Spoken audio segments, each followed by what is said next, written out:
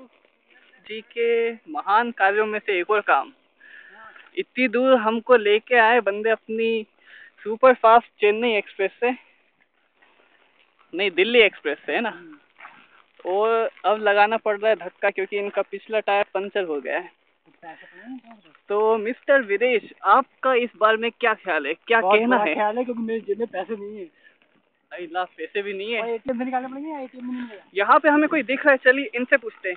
Hello mister doggy जी, अरे कुछ तो अपनी राय दीजिए। वो तो भाग ही गए। आया था गाड़ी पे, जा रहा हूँ पैदल। यहाँ से करीब 25-25 कोस दूर। हरामी की बद्दुआ लगी है जो मुझे बोला 1 घंटा रुक तू वहीं पर। उसने बद्दुआ दी तभी मेरी गाड़ी पंचर हुई है। किसने? मेरे दोस्त ने, जिससे बात हुई। बोला तू वहीं रुक, मैं आ रहा हूँ शाहपुरा में। अबे बोला 1 घंटा रुक। मतलब 1 घंटा, मतलब क्या करूँगा? बोला कि 1 घंटा रुक नहीं सकता तुम्हारे लिए? बोला मैं, तू फोन लगा लेना बाद में। चलो हम गाड़ी को धक्का लगाते हैं अब, और ये वीडियो यहीं पे समाप्त करते हैं।